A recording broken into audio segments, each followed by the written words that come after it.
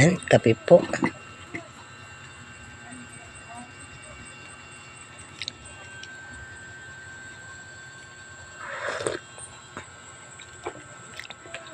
Dito po ako sa aking pahingahan habang nagpapatuyo ng buhok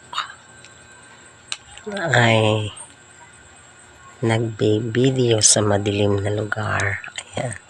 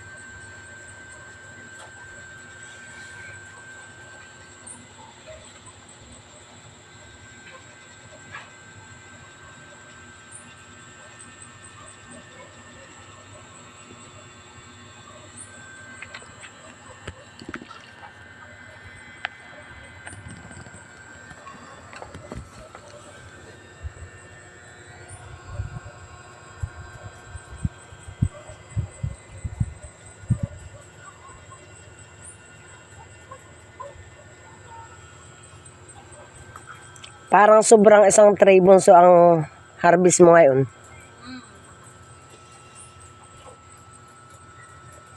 May nangitlog pa pala ka ngayon, ah?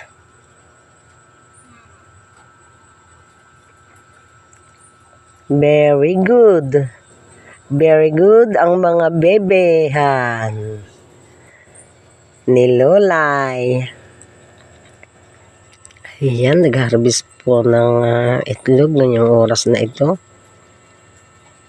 Ayan, isang tray po na mahigit ang kanyang harvest sa isang set niyang alaga. Ayan, 45 pieces na manok. Kokok. Kokok, kokok. Bakit nakatingin pa sa mami? Papatayan na ng ilaw, tutulog na kayo. Ayan. Mga 10 po ng gabi, pinapatayan ng ilaw. At bukas po ulit ng mga 5 AM ang bukas ng ilaw.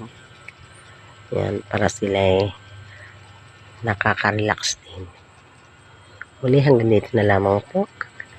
At habang si Kamading po ay nagpapahinga din dito sa aming may bubong na trapal.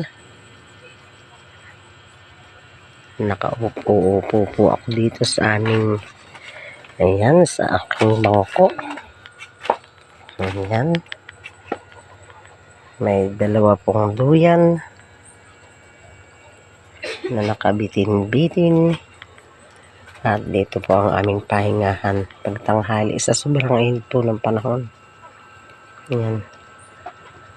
Madaling matuyo ang bulaklak ni Kamading.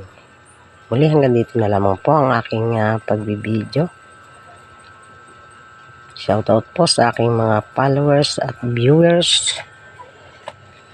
Shoutout po sa inyo lahat. Shoutout dyan sa katakian. Dyan sa Panukulan, ayan. Shout out po. Mga Karina Pogi Vloggers Club. Shout out po sa inyo lahat. Pasensya na po kayo, hindi pa po makasama si Kamading. Dahil marami pa po akong talagang gawain, ayan. Bye-bye po sa inyo lahat. Ingat po tayo palagi. I love you all.